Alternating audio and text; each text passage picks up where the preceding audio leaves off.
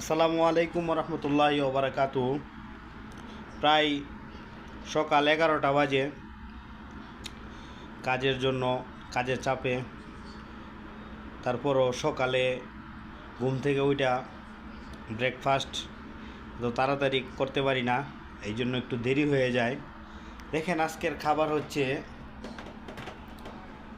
মাছের তরকারি, বড় মাছ, ফুলকপি দিয়া, আলু দিয়া, টমেটো দিয়া, এরপরে